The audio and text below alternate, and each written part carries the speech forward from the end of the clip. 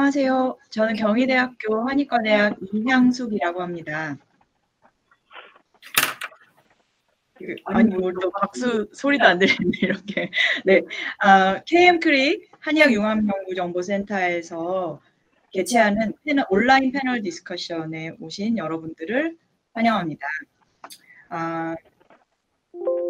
어쨌든 코로나로 인해서 전 세계가 굉장히 우리 삶의 형태가 많이 바뀌었잖아요.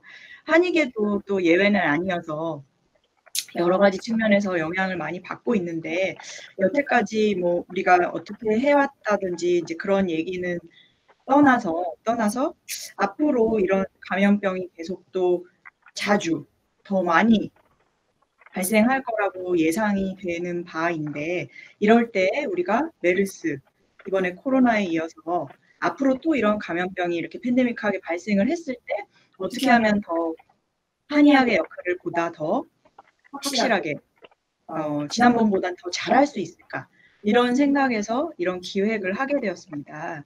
그래서 여태까지 저 상황을 바탕으로 해서 앞으로 우리가 어떻게 하면 더 잘 해볼 수 있을까, 미래지향적인 토론의 자리로 여러분께서 오늘 이 온라인 패널 디스커션을 생각을 해주시고 참여해 주시면은 좋을 것 같습니다. 사실은 지난 4월 23일에 이미 임상 분야에서 코로나19 이후에 한의학의 역할, 이런 주제로 임상 분야에 대해서 전문가들을 모시고 한의학의 역할을 확대하기 위해서 어떠한 작업들이 필요할까, 이런 방향성, 이런 것들에 대해서 얘기를 나눴는데요.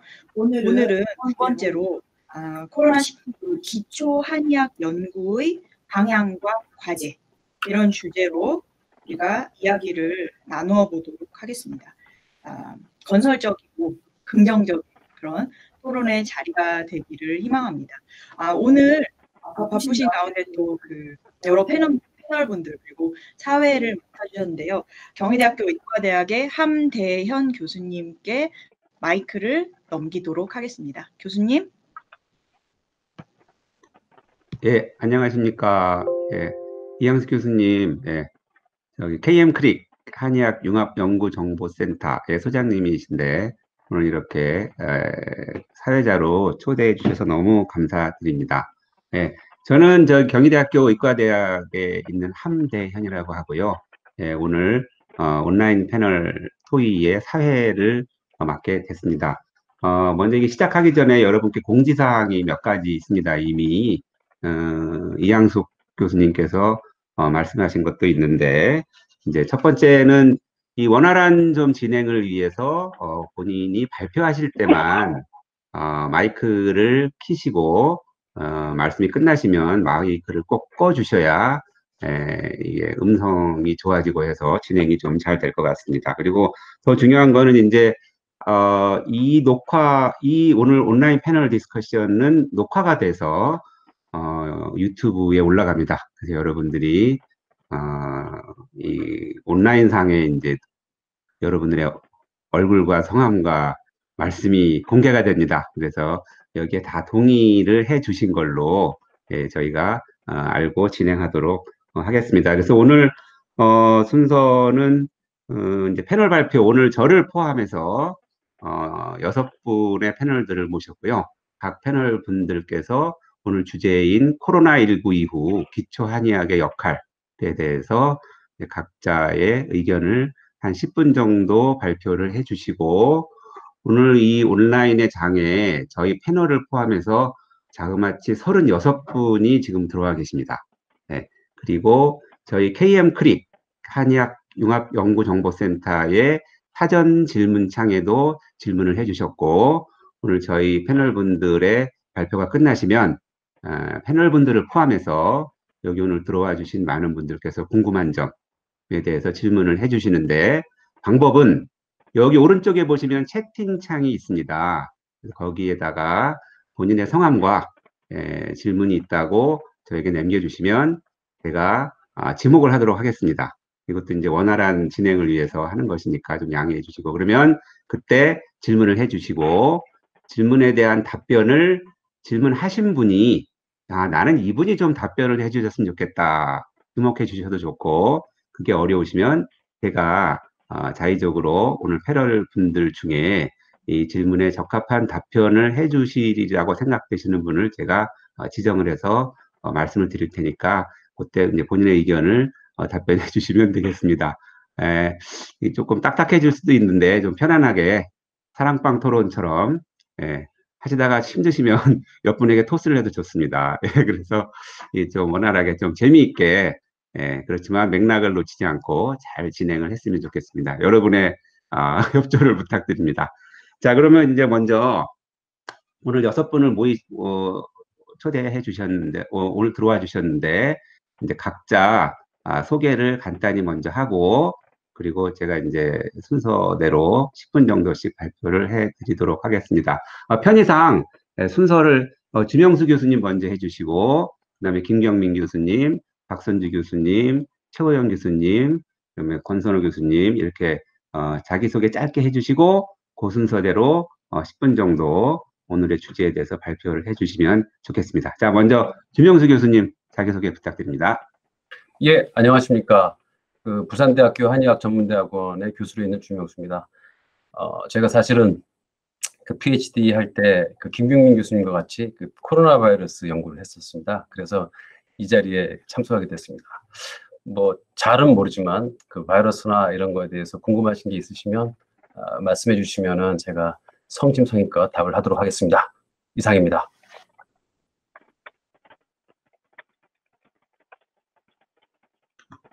네, 그리고 이제 연이어 김경민 교수님 부탁드립니다. 안녕하세요. 아주대학교 의과대학 미생물학 교실의 김경민이라고 합니다. 주명수 교수님 말씀하셨던 것처럼 PhD는 코로나 바이러스를 했고 지금은 다른 바이러스를 하지만 중간에 제가 조금 더 코로나 바이러스를 한 적이 있어서 이번에 제가 패널로 초대된 것 같습니다. 지금 현재는 하고 있지 않지만 어쨌든 제가 했던 연구에 대한 질문은 제가 성심성의껏 대답하겠습니다. 감사합니다. 네, 그리고 다음 박선주 교수님. 예, 안녕하세요. 저는 대전대학교 한의과대학 예방의학 교실 박선주 교수입니다. 이렇게 온라인으로 만나 뵙게 되어 반갑고요.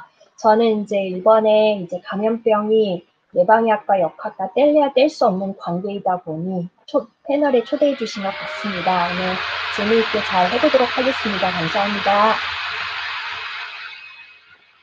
네, 그리고 다음에 우리 최호영 교수님. 네, 안녕하세요. 저 경희대학교 한의과대학 최호영입니다. 뭐 바이러스 질환은 잘 모르지만 아마 한의학 관련된 곳이나 혹은 뭐 교육이나 뭐 기초연구 관련된 것 때문에 혹시라도 뭐 제가 이 토론에서 좀 도움이 됐으면 좋겠습니다. 네, 감사합니다.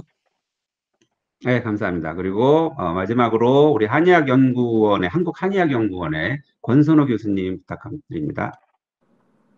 네, 안녕하십니까.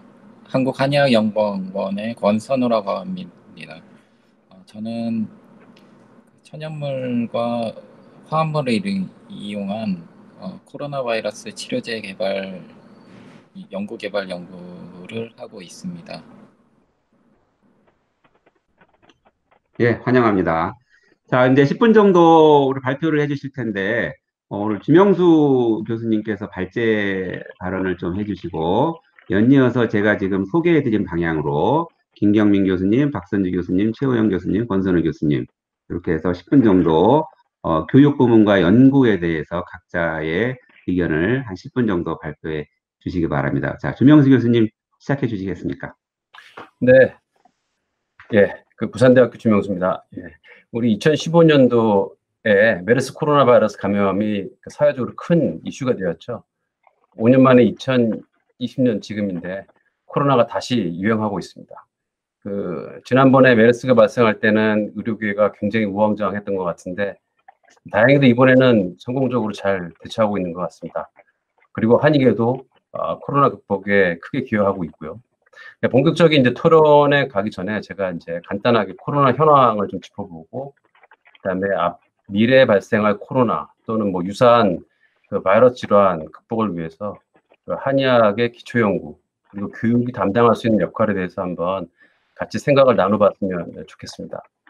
자, 우선 그러면 배경과 현황을 한번 보겠습니다. 예.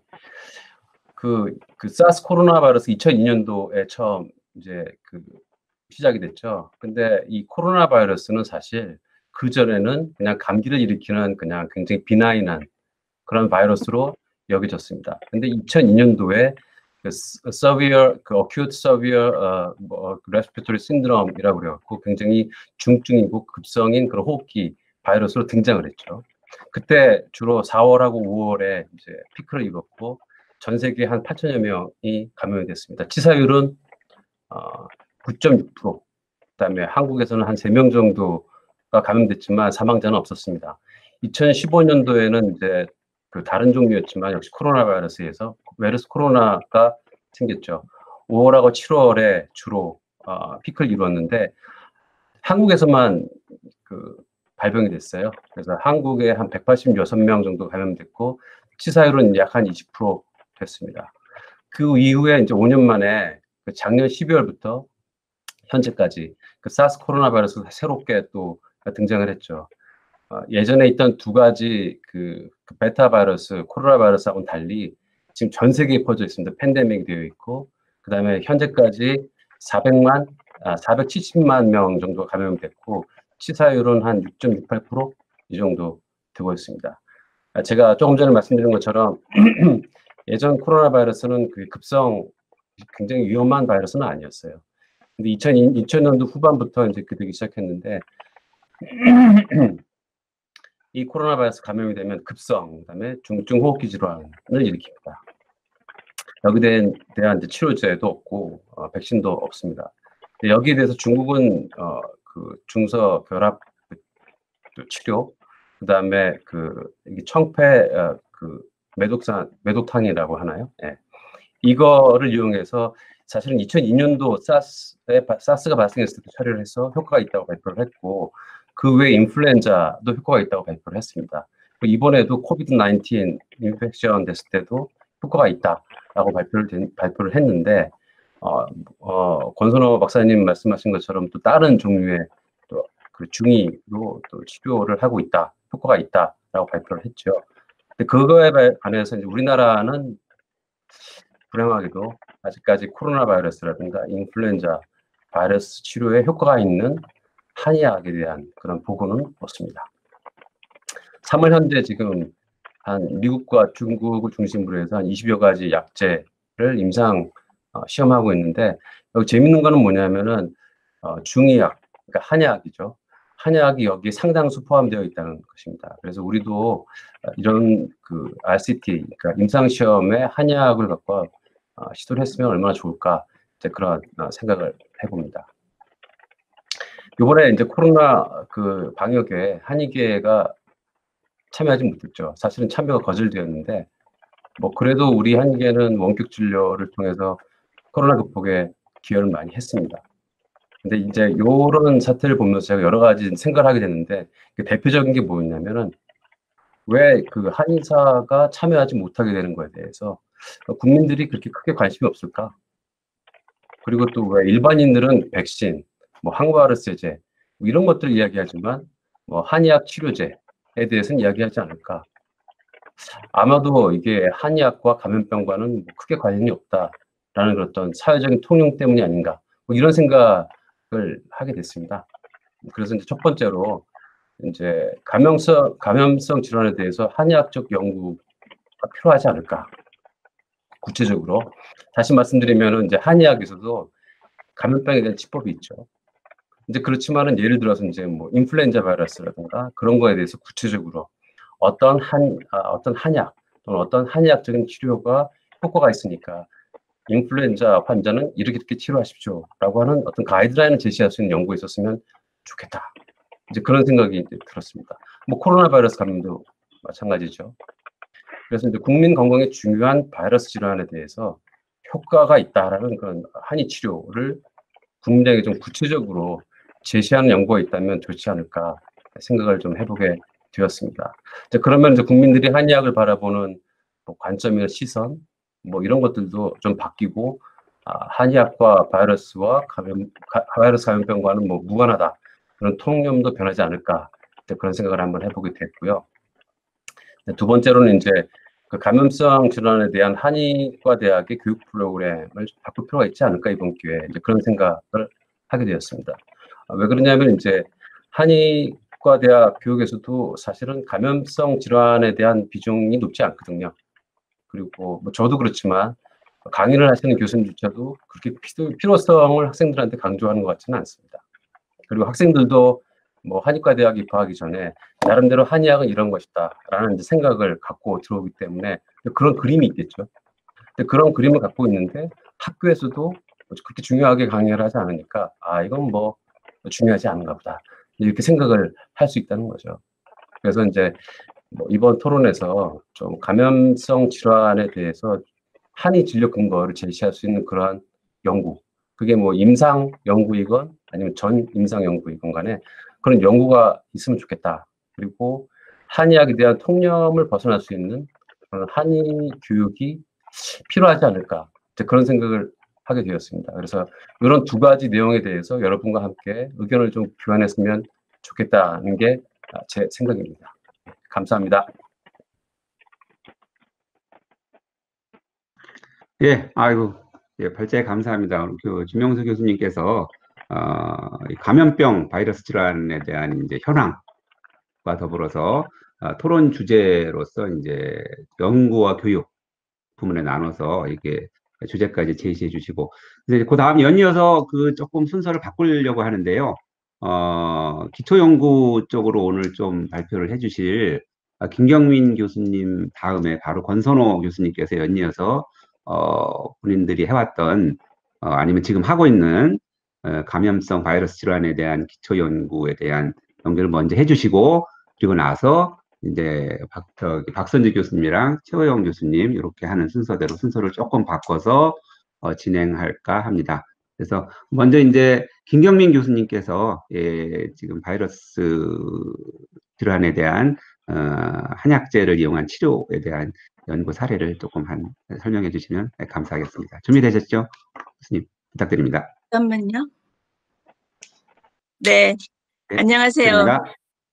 제가 코로나 바이러스를 좀 10년 전에 한 거를 말씀드리도록 하겠습니다. 그래서 코로나 바이러스는 이 그림에서 보시다시피 이 태양의 솔라 모양 혹은 크라운 모양이기 때문에 EM 전자현미경 사진상 코로나 바이러스라 이름을 붙였고요. 그래서 지금 이렇게 보이고 이거는 이제 2003년도 코로나 바이러스의 모형도입니다.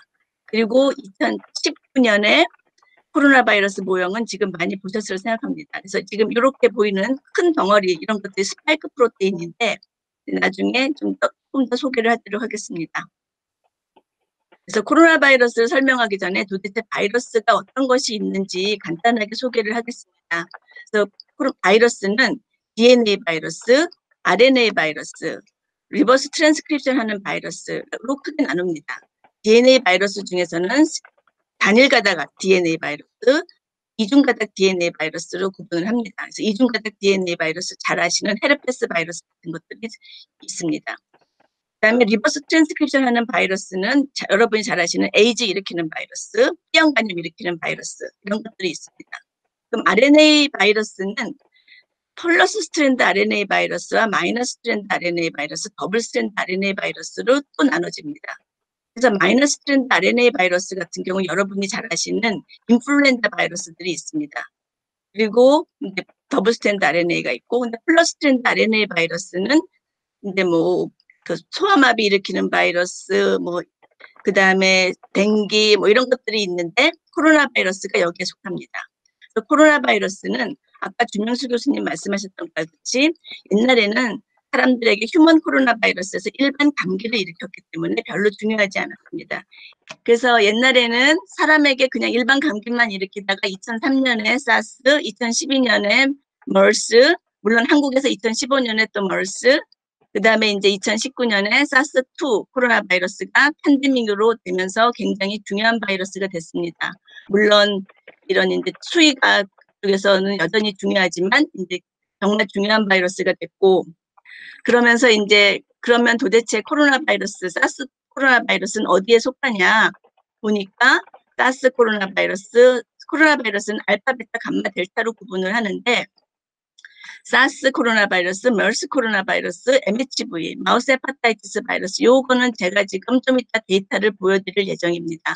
지금 유행하고 있는 사스2도 옛날에 사스와 유사성이 가장 높기 때문에 사스2로 이름을 명명을 했습니다. 그러니까 질병 이름은 코비드 19이지만 사실은 바이러스는 사스 코로나 바이러스 2입니다. 그래서 이게 가장 호몰로지가 높은 바이러스이고, 보시다시피 빨간색으로 그냥 글자는 안 보이지만 표시한 이유는 이 대부분의 빨간색 표시한 바이러스가 박쥐로부터 유래한 바이러스이고, 사스, 메르스 다 박쥐 유래 바이러스들입니다. 그래서 이제 데이터로 넘어가면 제가 인비트로 실험을 하였습니다. 인비트로 실험을 하여서 셀에서 컬처를 해서 바이러스를 감염시키고 승마, 고렴피, 황련, 황백피 이런 것들이 마우스 헤파타이티스 바이러스, 코로나 바이러스 증식을 억제한다는 결과를 내서 논문을 발표하였습니다. 10년도 더 전입니다. 그래서 이제 결과가 바이러스 타이터를 얼마나 떨어뜨리냐를 본 건데 지금 기본이 100입니다. 100일 때 10 이하로 떨어지면 그 바이러스가 그 항바이러스제로서 효과가 있다라고 판정을 합니다. 근데 보시면 이 승마, 고렴피, 황련, 황백피 같은 경우는 10이 아닌 그것보다 훨씬 더 많이 엄청나게 바이러스 증식을 억제하였습니다. 사실 산부근, 파란색으로 표시한 산부근조차도 이것도 항바이러스 효과가 있습니다. 10 이하면 효과가 있는 것입니다. 근데 PEDV는 대지에서 유행하는 또 다른 코로나 바이러스인데 마찬가지로 물론 MHV보다 못해도 억제 효과가 있었고 전혀 다른 계통이 아닌 이런 네거티브 스트랜드 RNA 바이러스에서는 그다지 효과가 없었습니다. 그래서 보시면 이 승마, 고렴피, 황련, 황백피는 바이러스 RNA를 현저하게 거의 RNA가 챙기지 않을 정도로 바이러스 증식을 억제하는 것을 알 수 있었습니다. 그래서 이런 약제들이 사실은 RNA 증식을 억제한다는 것은 기본적으로는 RNA 폴리머레이즈, RNA 디펜던트 RNA 폴리머레이즈를 억제하거나 프로테아즈를 억제하거나 결국은 기본 증식에 중요한 것을 억제하는 타겟일 것이다라고 짐작을 하고 그거에 대해서 논문을 발표하였습니다. 두 번째 논문은 2010년에 발표하였는데 고3, 오가피, 지유, 사상자가 또 코로나 바이러스를 증식을 억제한다는 것을 인비트로 실험을 하여서 논문을 발표하였습니다. 보시면 앞서서 제가 10 정도 떨어지면 효과가 있는 거라고 말씀드렸는데 리바비린은 사실 기본적으로 RNA 바이러스에 가장 많이 쓰는 약제입니다. 그러니까 양의에서 쓰는 약제인데 별로 이건 MHV에서 이 MHV에 효과가 있었고 그래서 보시다시피 여기서 10 정도 됐죠. 10 정도 되면 효과가 있는 것으로 기본적으로 봅니다. 그런데 고3, 오가피, 지유, 사상자를 보시면 굉장히 현저하게 감소된 것을 보실 수 있습니다. 그래서 보시면 고3 RNA가 거의 안 보이죠.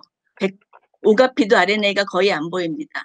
사상자도 RNA가 거의 안 보입니다. 근데 지유 같은 경우는 분명히 여기서 효과가 있었는데 RNA 레벨에서는 별로 줄어들지 않았습니다.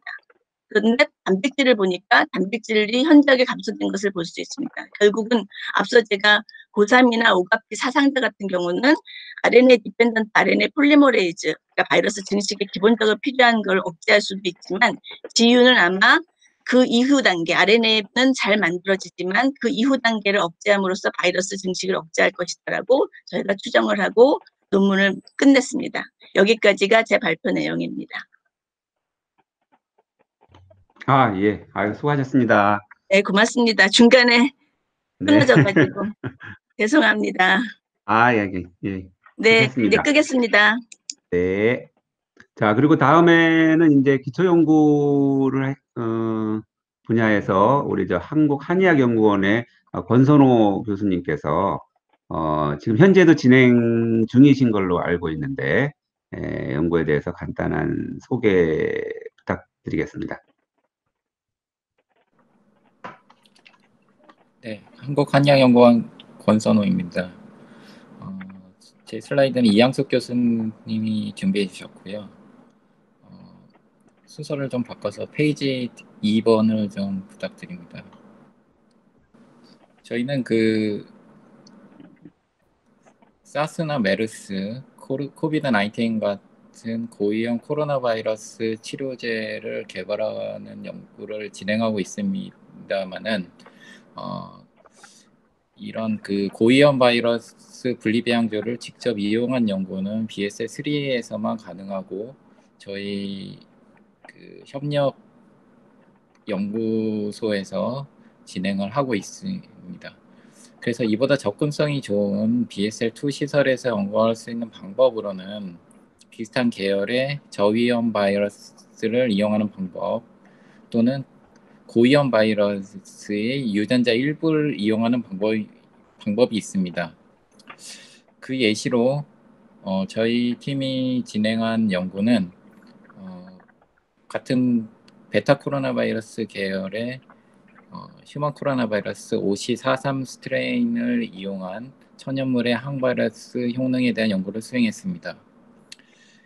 이 물질들은 분방기 등 댕댕이 동물 계열 식물에서 분리된 알칼로이드 화합물인데 분방기는 한의학에서 부종을 동반한 관절염의 진통 소현작용이 알려져 있습니다. 그래서 왼쪽 위 사진을 보시면 세포 생존율을 이용하여 농도별로 항바이러스 효능을 확인을 할 수가 있었고 그 밑에 그림은 그 처리 시간대별 항바이러스 효능을 확인을 할 수가 있었습니다. 그리고 중간에 위 그림을 보시면 약물 처리 후에 바이러스의 M 프로틴 유전자 검출량이 감소한 것을 볼 수가 있고 가운데 그 슬라이드 사진을 보시면 M 프로틴 단백질 발현 자체가 감소한 것을 확인할 수가 있습니다. 그리고 중간 아래에서는 이들 약물 처리 후에 인플라메이터리 사이토카인 방출량이 감소되는 효능을 확인할 수가 있었습니다. 제일 오른쪽 그림을 보시면은 이 연구는 메르스 수도바이러스를 이용한 트랜스로케이션 어세이가 되겠습니다. 이 연구는 그 위스콘신 대학의 연구진에서 연구진들이 진행한 연구인데 메르스 바이러스의 스파이크 프로틴을 그 단백질 외피에 부착을 시키고 내부에는 리포터진을 가지고 있는 수도바이러스를 이용하여 세포주 감염을 시키면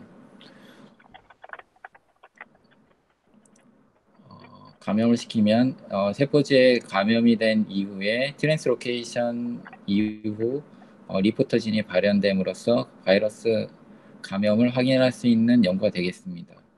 그래서 이 연구에서는 그 저희가 사용한 같은 화합물인 테트란드린과 팡치놀린을 이용하여 이 바이러스 유전자의 발현이 억제됨을 도즈 디펜던트하게 확인할 수 있었고 그리고 이들 약물이 칼슘 채널 블로커로 알려져 있는데 이 바이러스 유전자가 발현되기 위해서는 칼슘 채널이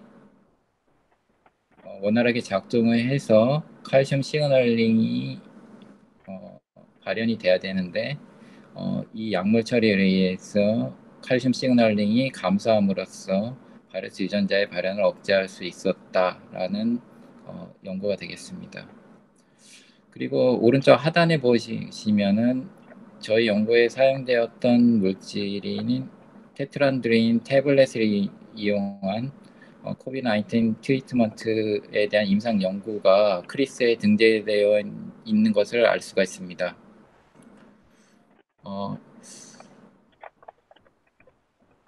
이 연구의 그 디스크립션을 보면은 이 테트란드린의 항바이러스 효능 자체에 초점을 맞추고 있다기보다는 이 테트란드린의 항염증 효과에 의한 폐렴 등 그 염증 감소에 초점을 맞추고 있는 것을 알 수가 있습니다.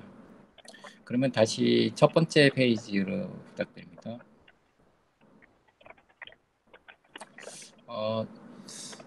가운데 보시면은 5월 7일 중앙일보에 나온 기사입니다. 이 기사가 나온 이유는 코로나19 치료에 있어서 전통 약제라고 하는 전통 의학이 과연 치료 효과가 있는지, 과학적인 근거가 있는지에 대한 기사인데요. 이 기사가 나온 이유는 그 당일날 네이처와 사이언스에 동시에 비슷한 기사가 실렸습니다. 왼쪽에 실려 있는 네이처 기사에서는 효능의 안전성이 충분히 검증되지 않는 중의약을 임상에 적용하고 유럽에까지 수출하고 있는 것에 대하여 비판하고 있습니다.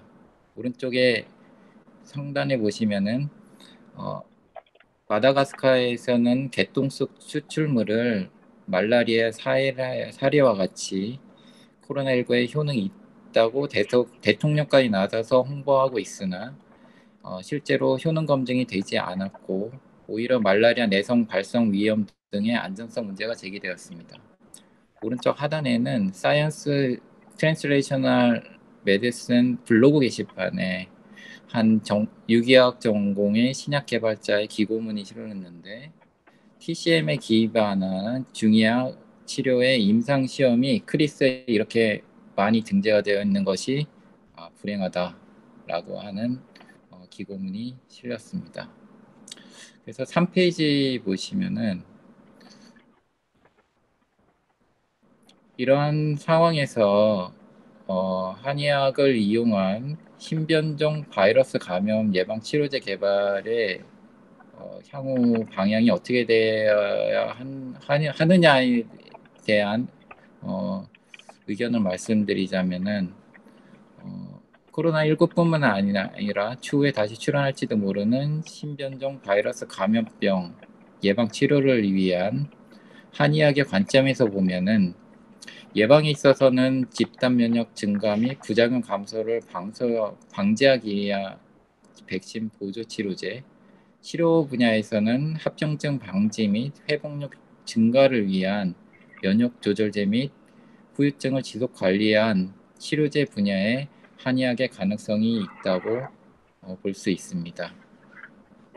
현재는 중국과는 달리 우리나라에서는 전통의학을 감염병 관리에 전혀 활용하고 있지 않은데 향후 한의학의 연구 인프라 및 역량 확충으로 과학적 근거를 확보하고 이를 신속하게 임상에 적용하는 매뉴얼에 반영시켜서 대국민 홍보 등 정보 서비스를 제공하고 나아가 국가 감염병 정책의 한의학 활용 방향을 꾸준히 제안해야 할 것으로 생각됩니다.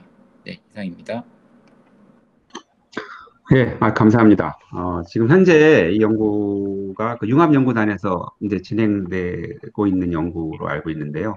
예, 그거에 대한 아주 따끈따끈한 퍼블리시 아직 안 됐죠. 예, 그 연구 결과 포함해서 이제 우리 권선호 교수님은 한의학도이시기 때문에 아마 중앙일보하고 인터뷰를 하신 것 같은데 거기에 대해서 이렇게 여러 가지 논제랄까 문제점에 대한 것도 잘 말씀해 주셨습니다. 자, 다음에는 연이어서 우리 박선주 교수님께서 한 10분 정도 교육과 전반적인 부분에 대해서 발표를 해주시면 고맙겠습니다. 박선주 교수님 부탁드립니다. 네, 시작하겠습니다. 네, 저도 말씀드릴 거를 간단히 좀 요약을 해봤는데요. 사실 시간, 공간 여유가 그렇게 충분하진 않아서 이제 구체적으로 말씀드리기는 어렵고 이제 다 아시는 앞서서 패널분들께서 다 말씀하셨지만 좀 제 나름대로 좀 정리를 해보았습니다. 그래서 지금 이번 코로나19 사태 때 한의계가 그래도 많이 지난번에 비해서 많이 노력을 해주셨고 기여를 해주셔서 많은 발전이 있다고는 하지만 앞으로 좀 더 국가 공공의료보건 체계에서 조직적이고 체계적인 기여를 했으면 하는 바람에서 좀 정리를 해봤고요. 그 인수공통 전염병의 모든 열쇠라는 저서를 지으신 데이비드 커먼이 이제 하신 말씀으로는 이제 앞으로 감염병을 이제 대응을 하려면 과학과 기술 그리고 공공보건 정치적인 의지 4가지 요소가 필수적이라고 얘기하는데 저도 이제 그 측면에서 이제 공공보건의 측면에서 이야기를 해보고자 합니다. 이제 제가 생각해보거든 한의계만의 노력만은 아니고요. 이제 정부와 이제 학계 이제 모두 협업을 해서 이제 노력을 생력을 기울여야 하는데 저는 이제 뭐니 해도 근거를 구축하고 역량을 강화하는 방향으로 가야 되지 않을까라고 생각을 했고요. 종국에는 이제 감염병 관리에 한약 역할을 확립을 하고 이제 전문성을 확보해서 이제 감염병 관리에서도 한의계가 역할을 잘 할 수 있도록 하는 것이 최종 목표가 아닐까 생각합니다.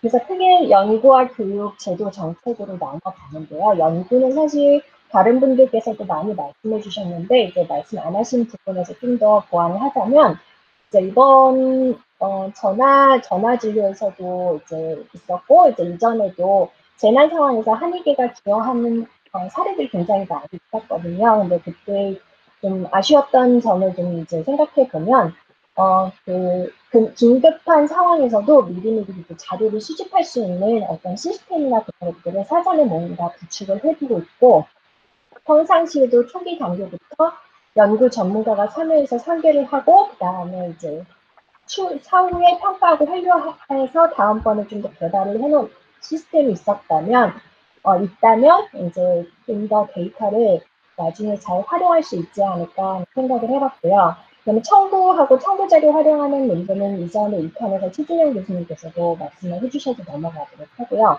그다음에 감염병 연구하고 관련 지식 축적도 다른 분들께서도 많이 말씀을 해주셨는데 이번에 이제 대통령 취임 3주년 특별 연설에서도 말씀하셨다시피 이제 바이러스 감염병 연구소 같은 것을 이제 설립한다고 했는데 여기에 이제 한의도 포함이 되는 좋겠다고 생각을 해봤습니다. 그 다음에 이제 마지막으로 한의계 공공의료 참여 방안을 꾸준히 모색을 해서 계속 역할들을 생각을 해야 되지 않을까 생각했고요. 그 다음에 이제 교육적인 측면에서는 지금 역학과 통계학에 대한 교육과 이제 실습들이 이루어지고는 있지만 사실상 학생들의 이제 열정이나 이제 참여도 이제 중요도에 대한 인식은 많이 떨어지는 편입니다. 그래서 이것들에 대한 이제 중요성을 좀 더 갖고 이제 활용 교육을 강화하는 방향으로 교육이 집중이 돼야 되지 않을까 생각을 해봤고요. 그다음에 지금도 물론 교육과정 중에 있고 교육이 이루어지고는 있지만 공공 분야의 교육이 강화되는 것들이 필요하다고 생각합니다. 그래서 이제 공중보건과 공공의료에 대한 특성과 역할을 좀 충분히 학교 때부터 이해를 잘 하고 그다음에 이제 공공에 기여한다는 이제 사명감도 같이 구축을 하는 노력들이 이루어져야 된다고 생각을 합니다. 그다음에 이제 공중보건 전문 인력을 양성해서 사실은 저는 이제 한의계 역량을 강화해서 전문성을 확보하는 것도 굉장히 중요하다고 생각을 하기 때문에 이제 공중보건 전문 인력 양성하는 측면에서 이제 예방 한의학 전문가 되면 참 좋겠다 생각을 하고요. 이 일을 바탕으로 이제 역학조사관이 이제 제도 정책에서 다시 말씀드리지만 현재 이제 역학조사관으로도 활동할 수 있도록 이제 어떤 제도적인 뒷받침도 돼야 되고요. 그다음에 이제 공중보건 한의사 대상으로 이제 감염병 교육도 추가되고 강화되는 쪽으로 나가야 된다고 생각합니다. 마지막으로 이제 이것들이 다 이루어지려면 사실은 제도하고 정책적인 측면에서 보완이 돼야 되는데요. 이제 감염병 예방법 마침이죠. 이제 감염병 예방법을 비롯한 이제 관련 법들이 보완이 되고 그다음에 이제 시도 역학조사관이 활성화되면서 이제 역학조사관의 응시 요건을 이제 한의사도 참여할 수 있도록 이제 경쟁이 될 필요가 있고요. 그다음에 이제 공공보건의료와 한의사 참여 확대 방안들을 계속 구축을 해야 되고 기관도 구축을 해야 되는데 이제 국공립병원과 보건소에도 이제 한의사가 고용이 많이 돼야 되고 그다음에 이제 2차 의료는 지난번 2차에서 많이 말씀을 하셨기 때문에 저는 넘어가도록 하겠습니다. 이제 감염병 등은 전담 조직의 한의 공중보건 전문가와 한의사가 참여를 해야 된다고 생각을 하는데요. 역시 이제 특별연설에서 거론된 이제 감염병 전문병원 같은 기관들의 한의사도 참여가 된다고 생각을 합니다. 그리고 마지막으로 이제 공중보건 전문 인력을 양성하는 전문 교육기관과 모든 가정에 한의사도 역시 참여를 해서 역량 강화와 전문성을 같이 확보할 수 있도록 방안이 확대돼야 된다 생각을 하고 이제 제 의견을 공유하는 걸 마치도록 하겠습니다. 감사합니다.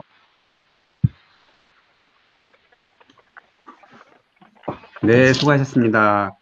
자, 그럼 이제 다음에는 저기 최호영 교수님께서 발표를 해 주시면 고맙겠습니다. 지금 준비되셨나요? 네, 준비됐고 요거 발표 목소리 들리시죠?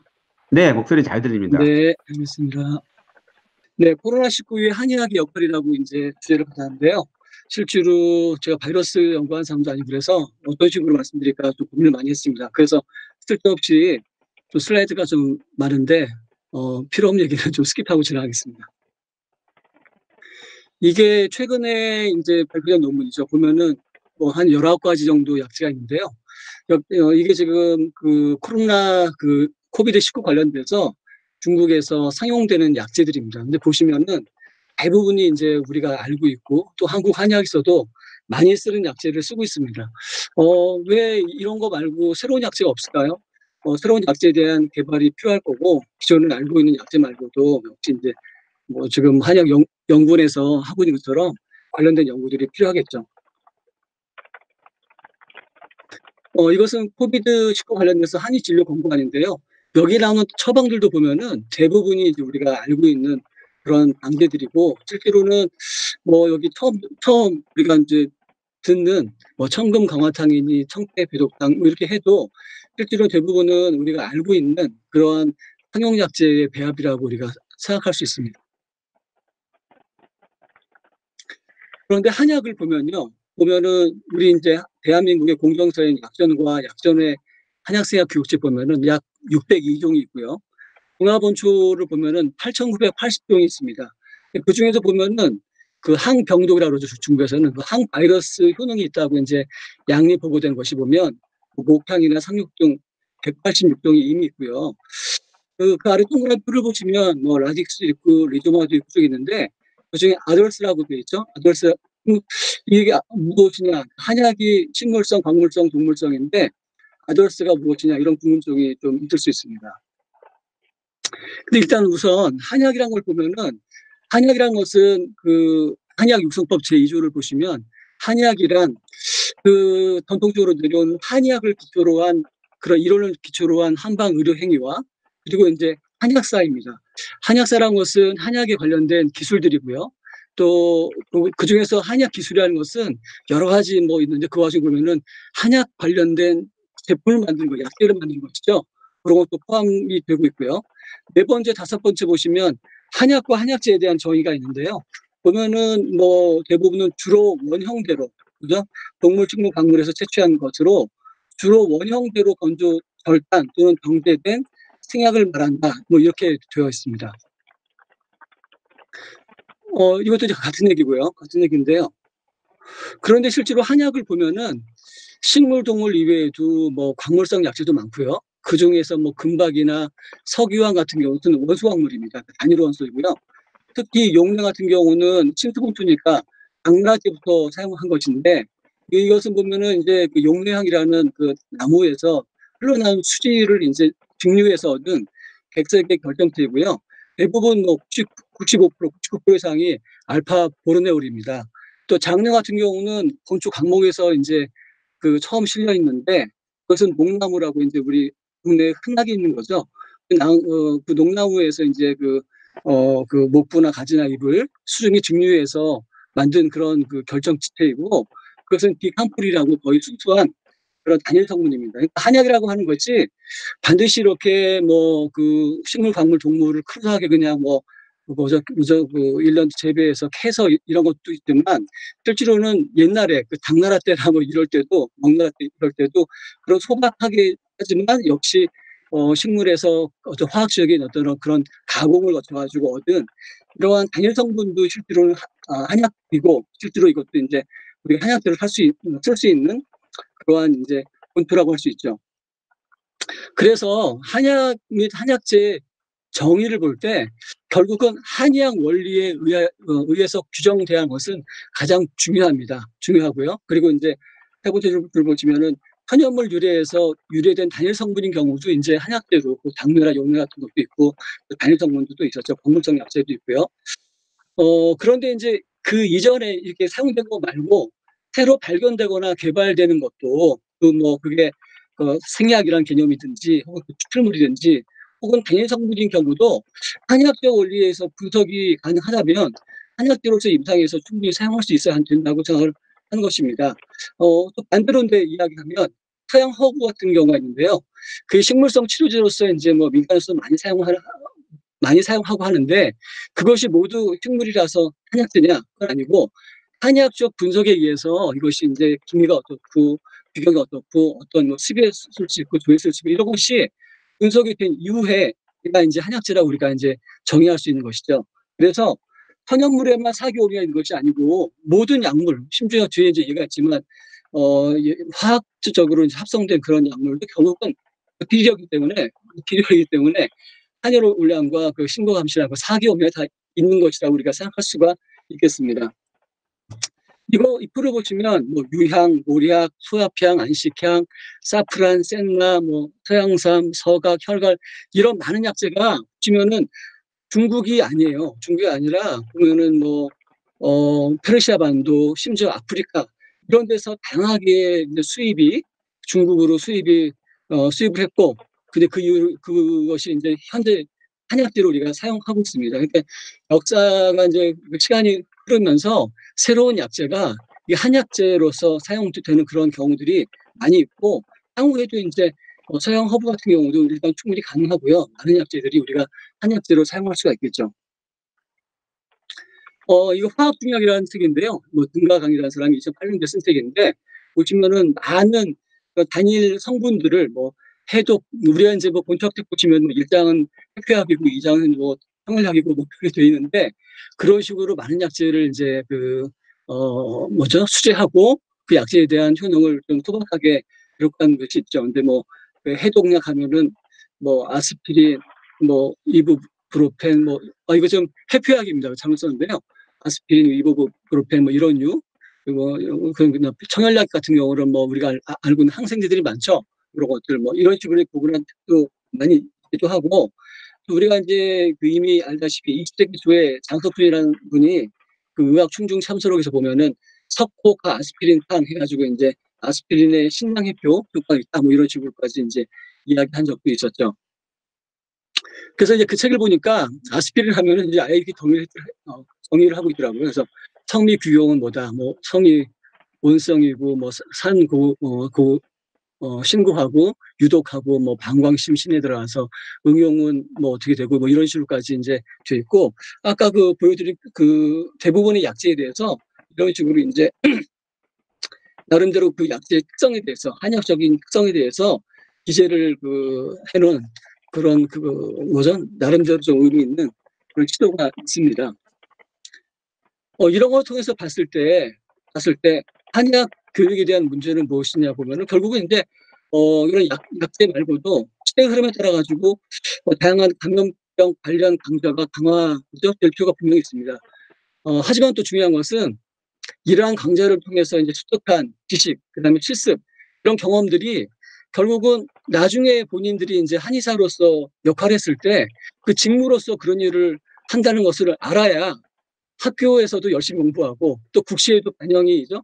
국가국시도 그런 것들이 이제 반영을 시키면 좀 더 공부를 열심히 하고 또 나중에 졸업하고도 이제 그런 그 활동을 열심히 할 수 있겠죠. 근데 그게 안 되면은 역시 뭐 강좌가 있어도 학생들의 어떤 접근성이나 뭐 관심도도 많이 없고 그럴 고민들이 좀 있지 않을까 생각을 하고 있고요. 그 한의학 치료제 연구에 대한 문제도 보면은 한의학 분야에서 훈련되거나 종사하고 있는 연구자의 능력과 그런 여러 가지 이제 노력으로 이루어진 연구 결과는 뭐 인류 보고는 물론이죠. 하지만 역시 한의학 분야에서, 특히 한의학 분야의 임상에서 활용되어야 합니다. 그러나 현재 다양한 한의학 분야 연구 결과가 법적이나 제도적으로 그 한의학 임상 현장에서 활용되지 못하죠. 예를 들어서 뒤에 보시면은 자생한방병원에서 그 비방 가지고 만든 청파전이라고 이제 만들었는데, 실제로 이것은 한의사를 못 쓰고 이제 양의사만 쓰는 그런 예들이 한편으로 봐서는 뭐 인류 보건을 위해서는 좋은 일이지만 결국은 한의학계에서 많은 그런 열심히한 거죠. 그런 투자한 것이 성과가 한의학계로 피드백이 되지 않기 때문에 그런 어려움이 많다. 뭐 이렇게 생각을 저는 개인적으로 하고 있고요. 최근 한의계 연구를 보면 단지 한약 관련된 약제뿐만 아니라 소위 뭐 양약 관련된 치료제 개발이나 건강기능식품 관련돼서 뭐 그런 연구들이 많이 있습니다. 뭐 중요하죠. 뭐 그런 식으로 하는 거는 뭐 저도 뭐 아무 뭐 반대가 아니라 뭐 많이 우리가 이제 지원하고 해야겠지만, 그러나 이제 뭐 코로나 바이러스 치료제 개발뿐만 아니라 뭐 다른 그 한방 관련된 그런 연구 지원에서는 제가 보기엔 처음부터 그 한의학 임상에서 관련된 치료제 개발을 위한 연구에 더욱 지원을 할 필요가 있습니다. 특히 이런 코로나 바이러스 같은 경우에도 그것이 이제 어떤 식으로 뭐 변증이 되고 뭐 그런 이야기는 이제 추후에 우리가 다시 할 기회 있으면 하겠지만, 결국은 그런 그 처음부터 어쨌거나 한의학계에서 이것을 코로나 관련된 여러 가지 병증에 사용할 수 있느냐 없느냐가 상당히 중요한 팩터가 아닌가, 이런 생각을 하고 있습니다. 그래서 이제 그러므로 연구도 중요하지만 법적, 제도적 개선이 필요하다, 이런 생각을 하고 있고요.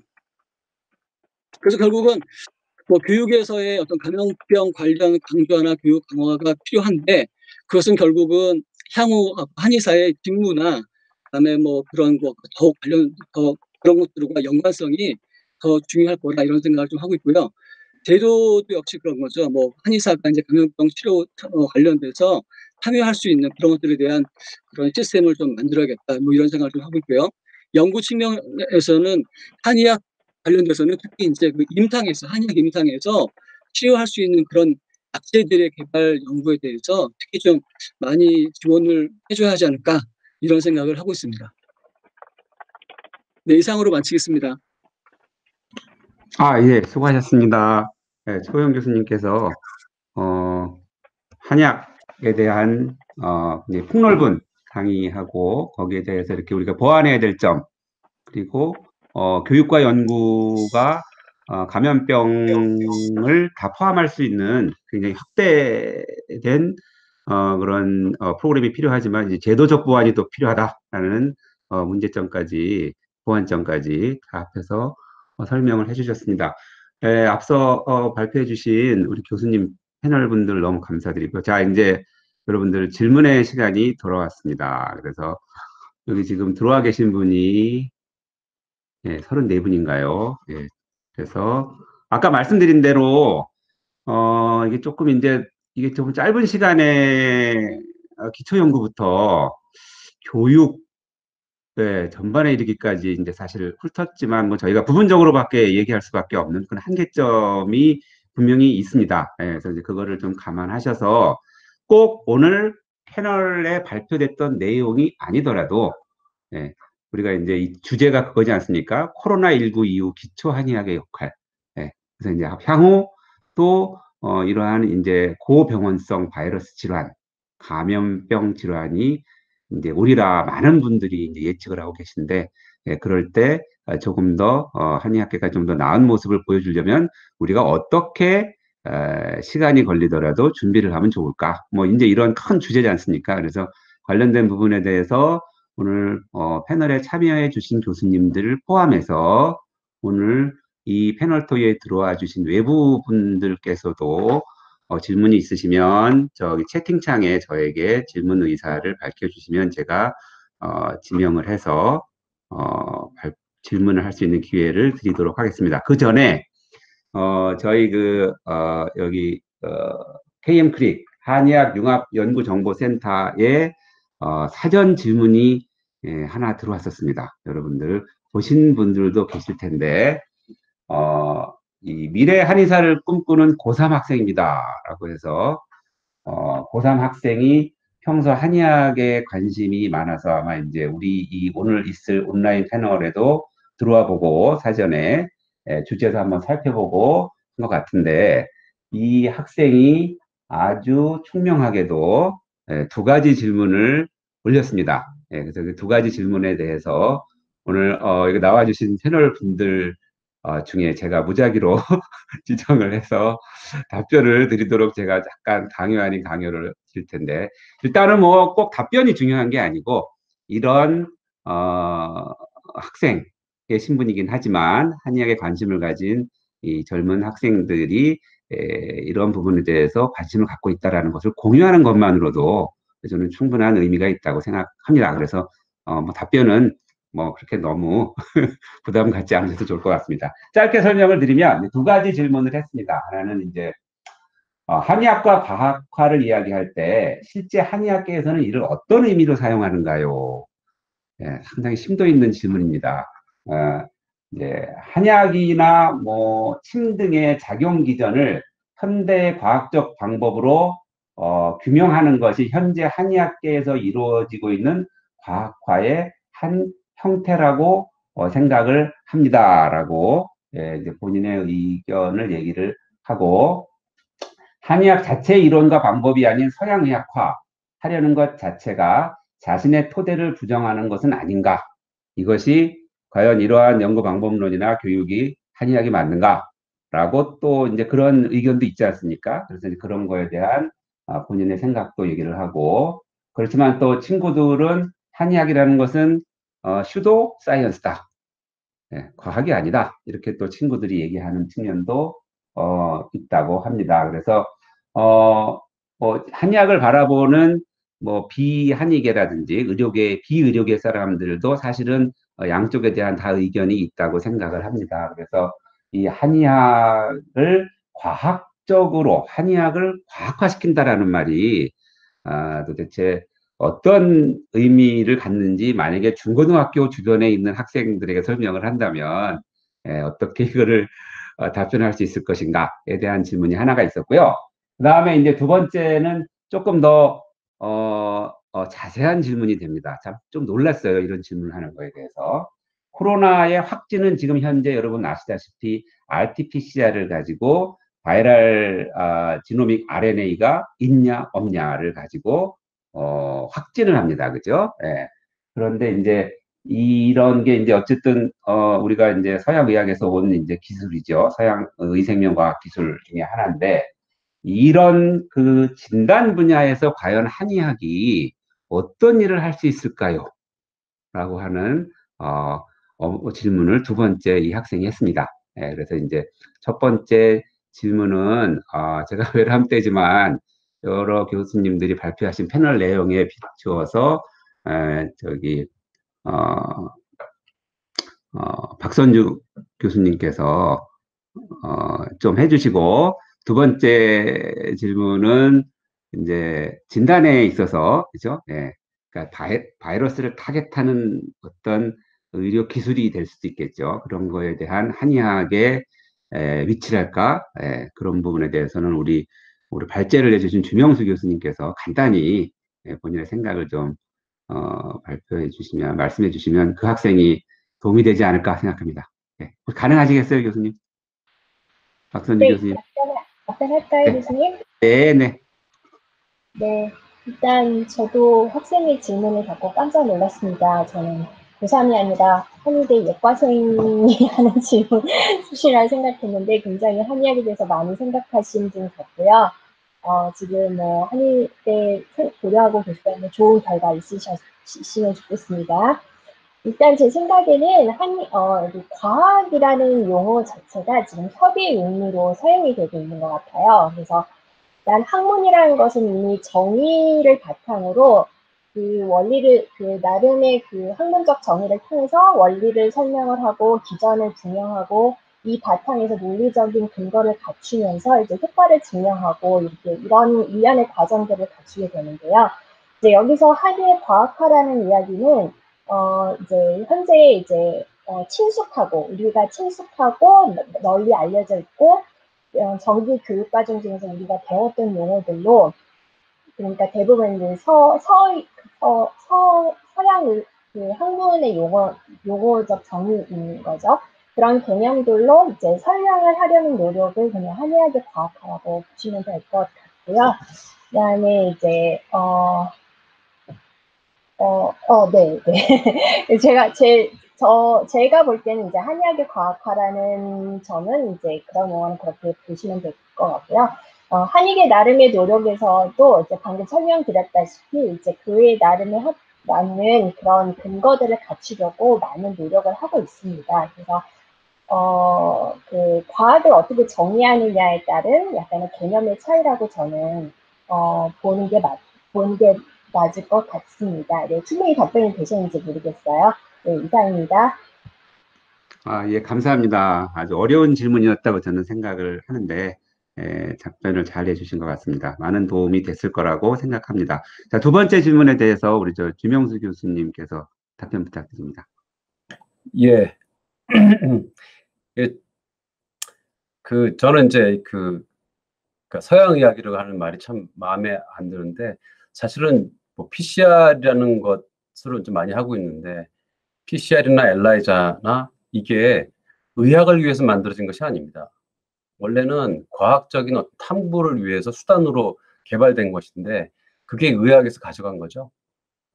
근데 마찬가지로 그런 툴을 한의학에서 가져가면 되는데, 제가 보기에는 법적인 문제, 뭐 규제 이런 문제 때문에 못 가져가는 것이 가장 큰 문제라고 생각을 합니다. 근데 그러니까 제일 중요한 게 그 코어의 법칙이라고 그래갖고, 원래 어떤 병인이 있으면 그거를 찾아내고 아이덴티파이 하는 게 굉장히 중요한데, 이제 그걸 과학으로 본다면 한의학계도 그런 것들은 도입할 필요가 있다고 저는 생각이 들고요. 이게 꼭 그 환자를 치료하는데 뭐 서양 과학이네, 한의학이네 이런 거는 중요하다고 생각하지는 않습니다. 중요한 거는 의사로서 환자를 고치는 것이 더 중요하죠. 그게 어떤 툴을 쓰든지 무슨 상관입니까? 한의학에서 진단은 그렇게 하고 한의학적인 원리로 치료를 하면 될 것이죠. 저는 이제 그런 취지에서 꼭 영역을 나누고 뭐 니 거 내 거 뭐 하게모니 싸움이 아니니까 환자를 바라보고 거기 치료를 위한 목적이라고 그러면 뭐든 상관없다 하는 그러한 마음가짐을 뭐 소위 말해서 양방도 갖고 한방에 계신 분들도 가졌으면 좋겠습니다. 네, 이상입니다. 네, 감사합니다. 네. 자, 그리고 지금 질문이 들어왔습니다. 우리 지금 참여하고 계신 우리 한의학융합연구정보센터 소장님께서 질문이 있다고 제게 문자를 보내셨습니다. 자, 질문해 주시겠습니까? 네, 제 목소리 들리시죠? 오늘 사실 이 주제가 굉장히 광범위하고 어렵기 때문에 이렇게 저희가 1시간 정도, 그쵸, 물리적인 시간에 이런 이슈들을 다 어드레스 할 수 있다고 기대를 하지는 않고 시작을 하긴 했는데, 교수님들, 저는 많이 도움이 된 것 같아요. 각 발표들이 이렇게 되게, 유기적이지는 못한 것 같지만, 어쨌든, 네, 많은 도움이 되었다고 생각을 합니다. 근데, 이 질문 드리면은 제가, 뭐라 그럴까요? 저는, 어느 분한테 드려야 될지 모르겠는데, 일단은 최호영 교수님한테 드려야 될 것 같아요. 그 말씀을 꺼내주셨기 때문에, 이제, 이 질문을 하면 이제 최호영 교수님한테 이따 혼날 것 같긴 합니다. 그쵸. 한약이 이렇게 그렇게 되게 포텐셜이 그렇게 많은데, 많은 걸 보여주셨는데, 거기에서 개발된 그런, 그죠? 약이 실제로 한의학적인 원리에 의해서 쓰여오던 약이 이제 제재로 개발되거나 했을 때 결국에는 아까 지적하셨듯이 한의사는 못 쓰고 그런 약간 뭐랄까 아이러니한 상황이 벌어지는 거에 대해서 제가 알기로는 많은 한의사들은 그러려면 개발을 안 해야 된다라는 입장을 가진 사람들이 많은 걸로 알고 있어요. 심지어는. 근데 그래서 아까 말씀하셨듯이 제도적으로 이게 쓸 수 있게 풀어야 연구도 더 촉진될 수 있다 이런 취지로 말씀을 해주신 것 같아요. 그런데 또 한의사들 입장은 또 약간 어떻게 생각하면 국민 건강을 위해서 많은 사람한테 널리 쓰이도록 해야 되는데 한의사만 써야 된다고 하는 보수적인 입장을 취하는 한의사들도 있고요. 그렇게 되면 또 개발하는 입장에서는 시장성이 크지가 않기 때문에 또 여러 가지 문제가 있을 것 같아요. 이거는 사실 똑 떨어지는 답을 기대하는 건 아니지만 여기에 대해서 어렵지만 그래도 교수님 여러 가지를 사정을 잘 알고 고려를 하셔서 뭔가 의견을 한번 고견을 들어볼 수 있을까 싶습니다. 그리고 최호영 교수님 말고 또 다른 또 이런 연구하면서 개발하시는 입장에서 다른 분들 의견도 사실은 좀 궁금합니다.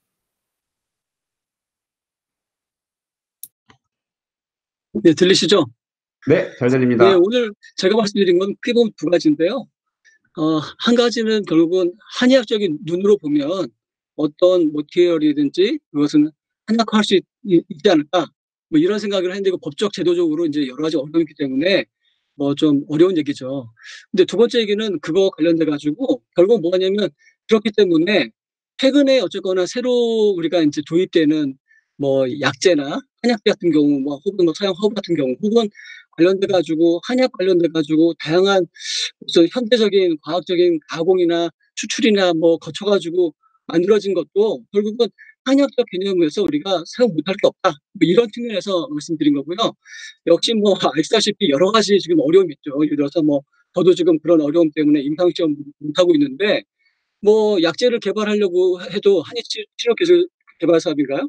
그렇게 해서 이제 하려고 해도 결국은 임상 시험을 다 그 양방적인 걸 거쳐야 되고, 결국은 그죠. 뭐 그 여러 가지 어려움이기 때문에 그런 어려움은 다 아시리라고 생각을 하고, 그런 관점에서 이제 제가 말씀드린 거예요. 두 가지에 대해서 결국은 우리가 이제 두 번째, 그러니까 그 약제를 개발하더라도 그래도 그 와중에도 이것이 어떤 식으로 한약적으로 사용 가능하지 않을까, 뭐 이런 고민들을 좀 하고, 그런 쪽으로 우리가 뭐 법적 제도적으로 노력을 하지 않으면 결국 연구 의욕이 안 생기잖아요. 연구 의욕이. 뭐 그런 측면에서 말씀드린 거고요. 네, 일단은 여기까지 말씀드리겠습니다. 네. 답변이 되셨나요?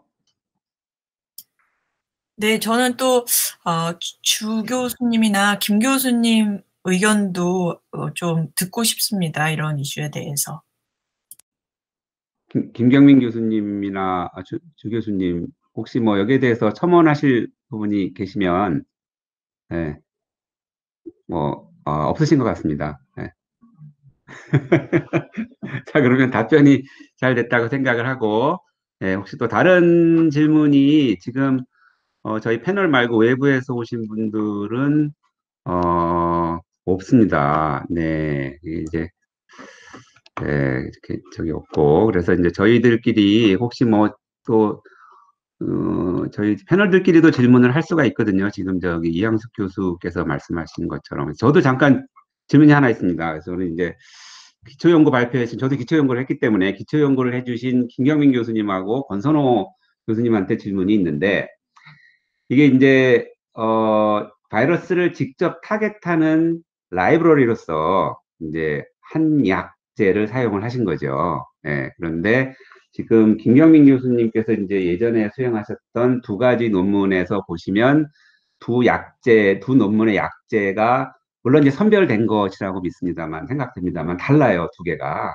그래서 처음에 그 당시에 이 한약제 라이브러리를 선별을 하실 때 그것을 뭐 예를 들어서 한의사에게 도움을 받아서 뭐 한의학적 이론에 의해서 뭐 예를 들어서 소염 효과라든지 뭐 진통 효과라든지 뭐 이런 거를 하는 거를 기반으로 처음에 라이브러리를 잡으셨는지, 몇 개 정도 잡으셔가지고 효과가 나왔는데 요게 되셨는지, 그리고 두 논문이 다른데 두 논문의 실험을 하실 때 그 풀은 어떻게 결정하셨는지가 궁금하고요.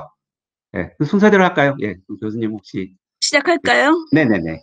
네, 잘 들리시나요? 네, 잘 들립니다. 네. 그 처음에 시작할 때 한의사 선생님들께서 몇십 가지 약제를 주셨고요. 그 천연물로 이렇게 뭘 만들어 가지고 저는 약제를 주셨고, 그거를 가지고 저희가 스크리닝을 좀 했어요. 네네. 그래서 그러면 스크리닝을 네, 한의사 선생님이 어떤 그 주실 때 이게 네. 뭐 엑스트랙트 같은 걸 주셨어요. 뭔가 아니 이렇게 이게 좀 끈적끈적한 뭐를 주셨어요. 그게 아니고 바이러스에 이게 효과가 있을 것이다. 아니요. 그냥 주신 거예요? 네. 네네네. 그게 그냥 궁금해요. 받았습니다. 그냥 네네네. 받아서 한 몇십 개를 받았고, 제가 네. 지금 꽤 오래돼서, 너무 오래돼서 기억이 안 나는데 몇십 개를 네네. 주셨고, 네. 그 몇십 개를 가지고 저희가 스크리닝을 해봤어요. 스크리닝 처음에는 해보니 풀로 시작을 한 거예요? 풀로?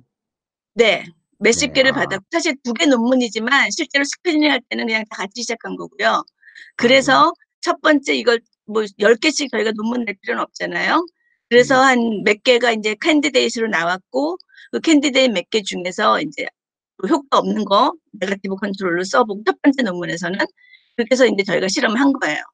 그렇게 해서 실험해서 논문을 냈고, 그다음에 이제 남은 몇 개 약제를 가지고, 그때 우리가 몇 개가 효과가 있었으니까 두 번째 실험에서는 또 실험을 다시 더 해가지고, 그러니까 스크리닝은 처음에 한 50개에서 60개 정도 한 것 같아요.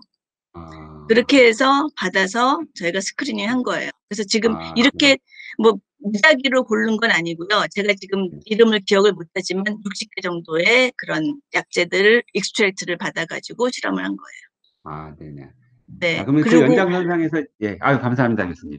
그 연장선상에서 권선호 교수님한테 질문이 있는데, 아까 잠깐 발표를 하실 때 뭐라고 그랬냐면, 이제 권선호 선생님은 한의사 하시기 때문에, 기존에 전통적으로 진통 소염 효과가 있는 약제로부터, 그걸 가지고 스크리닝을 해서 뭐 결과를 얻었다. 저는 이렇게 이제 받아들였는데, 이거를 이제 우리가 케미컬 라이브러리처럼 이제 한약재 라이브러리를 갖고 그냥 라이브러리 풀러서 사용할 수도 있고, 지금 말씀하신 대로 한약재 중에 어쨌든 한의학적 이론에 의해서 아니면 임상의 어떤 경험에 의해서 이게 진통 소염 효과가 있는 것을 가지고 이제 다운사이즈를 하는 거죠, 풀을. 그렇게 해서 좀 뭐랄까 이렇게 히트를 칠 수 있는 확률을 높여서 한 이제 두 가지 방법이 있다고 생각하는데, 제 질문은 뭐냐면 지금 여러 개를 스크리닝 하신 걸로 알고 있는데, 거기에서 히트를 쳤던 그 약제가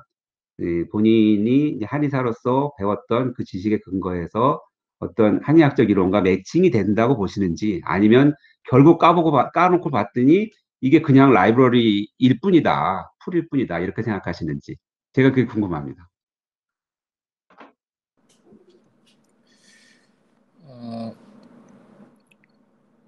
일단은 한의학적인 관점에서 봤을 때 그 감염병에 대응하는 치료제를 처방하는 원리는 일단 환자가 병원체에 감염됐을 때 나오는 반응을, 일종의 증상을 가지고 그 변증을 하게 되죠. 변증을 해서 나온 증에 대한 처방을 하게 되는 이제 그 로직으로 이제 치료제 처방이 되는 거고요.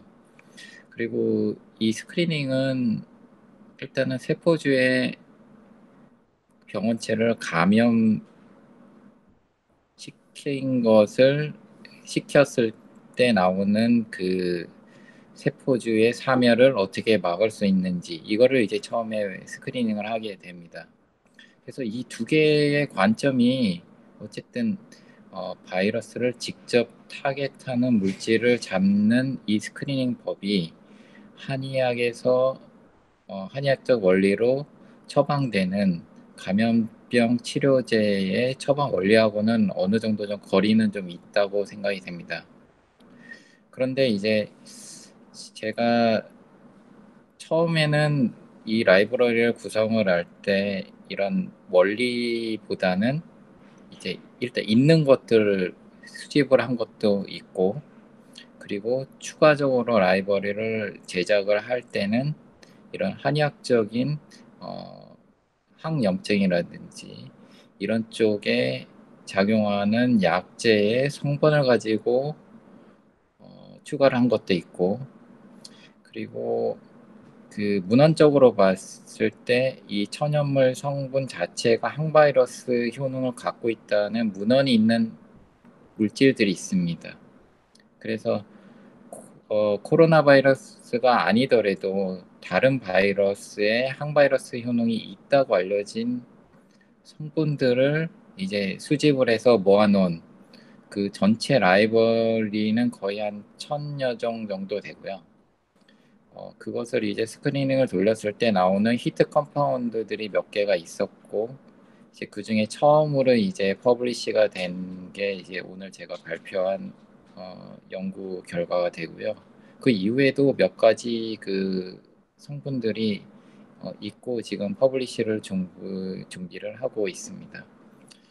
그래서 이 부분을 제가 종합적으로 이제 히트 컴파운드들을 이제 다시 문헌 조사를 해보면은 어느 정도 그 원리에 맞는 것도 있고 아닌 것도 있는 것 같습니다. 그래서 이것을 나중에 제가 이제 퍼블리시를 하면서 나중에 이제 한약적 관점에서 이 약제가 한약에서 쓰는 원리와 어떻게 맞는 건지에 대해서는 추후에 이제 고찰을 좀 해볼 생각입니다. 현재로서는 이제 저의 연구자의 감으로서는 어느 정도 맞는 것도 있고 아닌 것도 있다.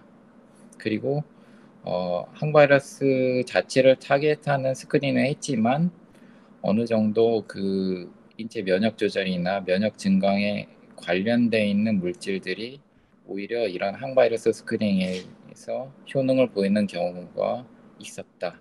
네, 이 정도로 말씀드릴 수 있을 것 같습니다.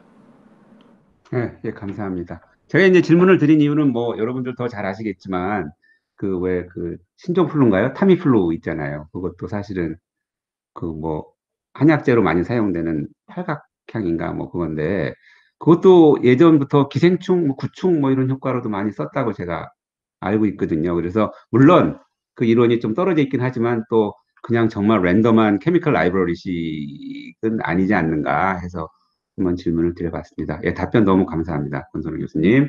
자, 또 다른 질문이 혹시 있으신가요? 아직도 외부 분들은 질문이 없습니다. 네. 네.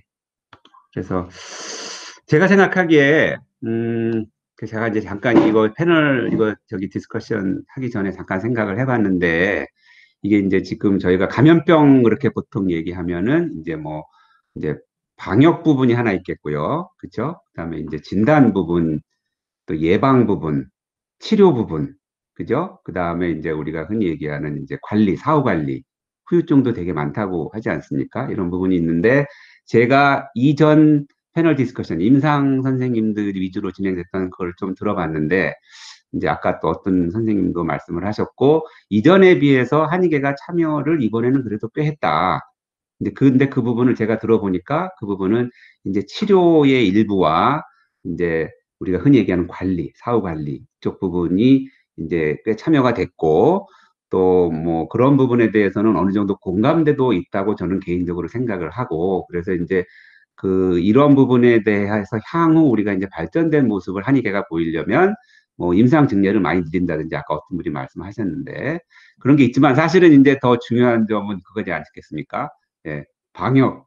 아까 그 우리 고등학생 분이 질문하셨던 바이러스를 직접 타겟하는, 예, 그 다음에 이제 그 바이러스를 우리가 제거할 수 있는 이제 이런 부분에 대한 것을 한의계가 참여하기를 원한다면, 향후 이런 상황이 왔을 때 원한다면, 이 어려운 제도적인, 우리 최원 교수님이 아까 이제 문제점을 끌어내 주셨고, 저기, 박선지 교수님도 잠깐 언급을 해주셨는데, 제도적인 부분이 분명히 보완돼야 되지만, 어쨌든 우리는 한의계로서 더 나은 자세의 한의계가 이제 보이려면, 어떻게, 교육적인 부분, 연구도 중요하지만, 연구는 사실 여러 가지 단점 속에서도 이제 기초연구자들이 중심으로 이루어져 오고 있죠, 사실. 예, 뭐 확대가 돼야 되지만, 그래서 교육 부분에 대해서 어떻게 하면은 그래도 한의계가 조금 더 발전된 모습을 보일 수 있지 않을까, 보일 수 있을까. 예.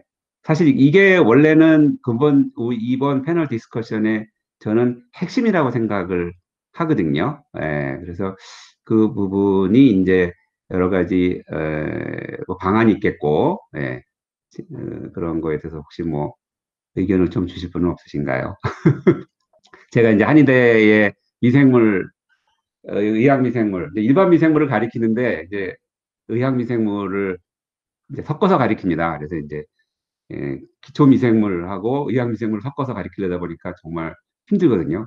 그런데 거기에 바이러스는 정말 한 12분의 1 정도 이렇게 15분의 1, 12분의 1밖에 못 가리키는 입장입니다. 시간상으로. 예.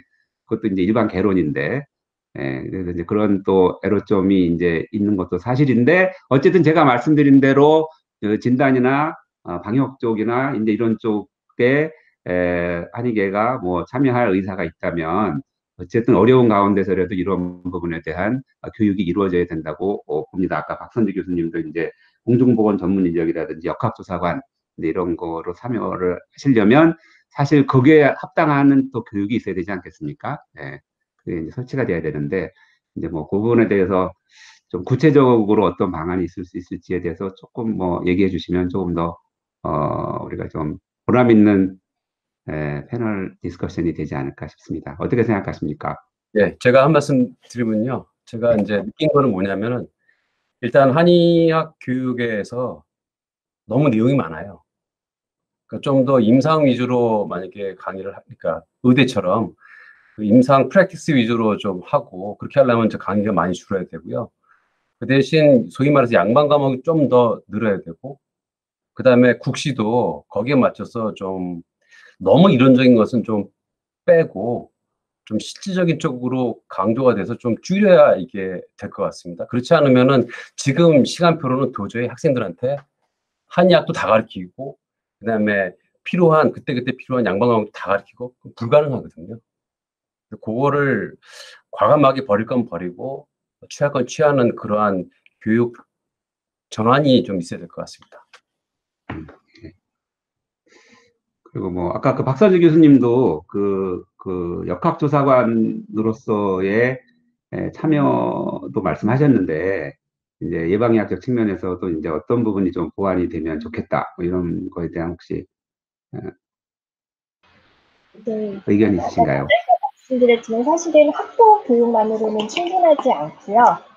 이제 전문의 제도나 이제 좀 더 심화 교육들이 좀 활성화돼서 전문성을 갖추는 게 반드시 한의대가 역량을 강화하는 데 필요하다고 생각합니다. 그래서 제도적 개선도 물론 이루어져야겠지만 이런 부분도 병행해서 내실을 갖춰야 되지 않을까 생각합니다.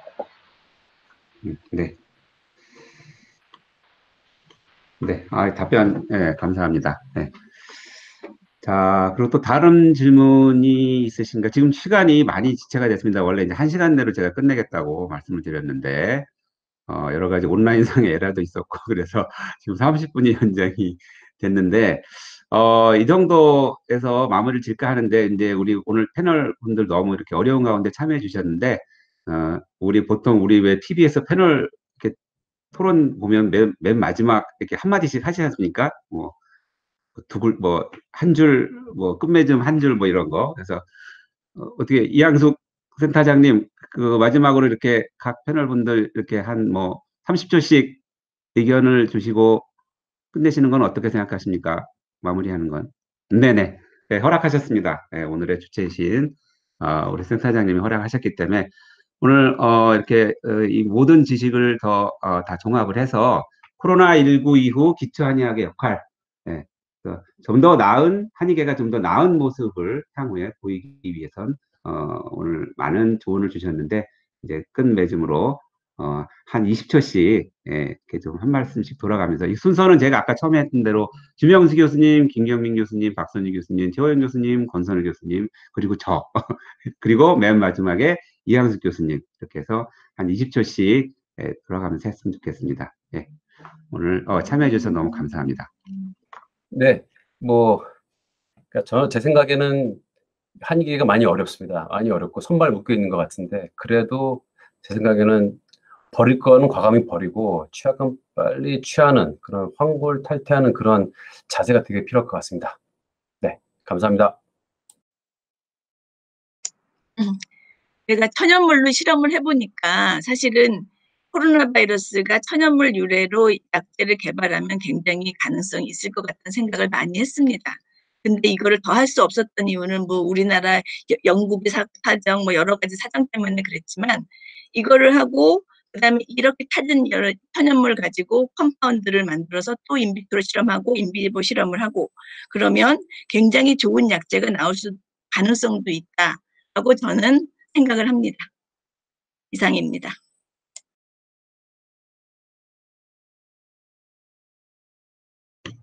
박선재 교수님. 네, 일단 이런 토론 논의의 장을 마련해 주신 한의학융합연구 정보센터 이양식 교수님과 관계자 여러분들께 감사하고요. 이런 논의를 바탕으로 일단은 저희가 할 수 있는 거라도 먼저 해야겠다는 생각이 굉장히 강하게 들어서 일단 제가 할 수 있는 것부터 열심히 하도록 하겠습니다. 감사합니다. 최호영 교수님.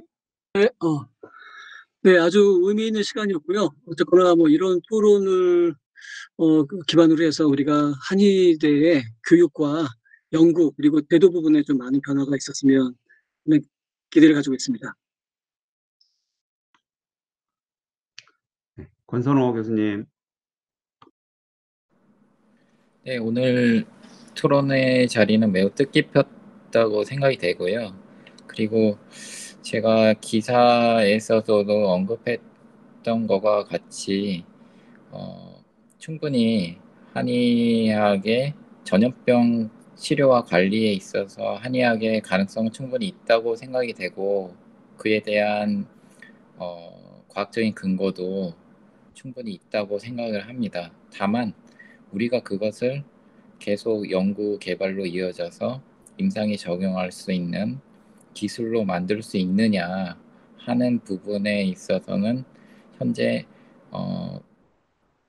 그런 과학적 기반을 만들어가는 과정에 있다. 예.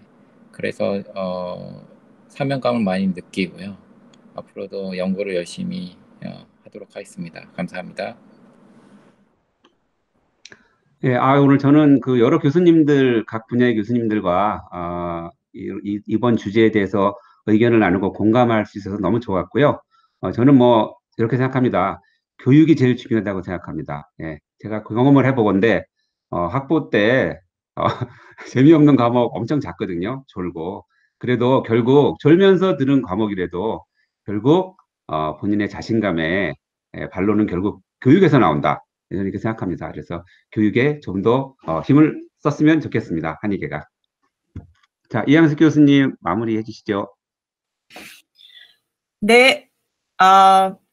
오늘 어쨌든 저 예상보다 시간이 많이 길어져서 죄송하고요.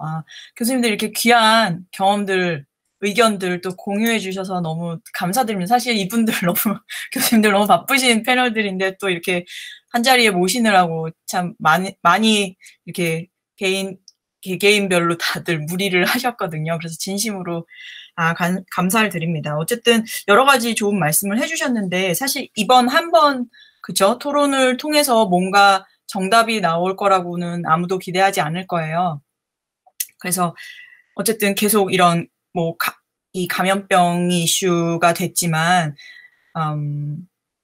다른 많은 문제들 포함해서 계속 세상이 급변하고 있는데 여기에 한의학이 학문적으로 또 의학으로서 실용적인 의학으로서 역할을 한의사는 또 의료인으로서 역할을 하려면은 결국에는 우리가 그런 것을 할 수 있다고 요구할 수 있도록 근거를 만드는 작업이 제일 중요할 것 같아요. 그런 만드는 작업은 한 교수님 말씀하신 것처럼 교육에서부터 시작이 돼야 될 거고요. 또 각자 분야에서 하시는 일들이 다 다르지만 결국에는 그 각자 분야에서 만들어내는 근거들이 모여가지고 우리가 어떤 역할을 할 수 있는 그런 서포트 해주는 그런 바탕이 될 거라고 믿습니다. 그래서 각 분야에서 앞으로도 또 더 많은 논의가 필요하겠지만 각 분야에서 또 여러분들 애써주고 계신데 계속해서 더 많은 좋은 근거들이 마련되기를 희망을 해봅니다. 예, 클로징으로는 저희 오늘 그 온라인 패널 디스커션은 녹화가 돼서 처음에 함 교수님 말씀하신 것처럼 다 녹화가 돼서 저희 KM크릭 홈페이지 특별 강연 그리고 KM크릭 유튜브 채널로 공유가 되는 것에 동의하신 것으로 저희가 이해하고 있습니다. 그래서 공유해서 여러분들께서 혹시 놓치신 부분이 있으면 다시 보실 수 있고요. 오늘 그 패널 토론한 거에 대해서 구글 설문지로 저희가 피드백을 받을 예정입니다. 그래서 의견 조사를 해서 피드백을 받아서 앞으로 조금 더 나은 기획, 좋은 자리를 마련할 수 있도록 반영하고자 하고요. 좋은 의견을 주신 분들, 회원분들 10분 정도 추첨을 해서 스타벅스 커피 기프티콘을 보내드릴 예정입니다. 많은 좋은 피드백, 또 따끔한 질책 부탁드리겠습니다. 오늘 다들 너무 수고하셨고요. 네, 건강하게 코로나 피해서 네, 화이팅 하십시오. 감사합니다.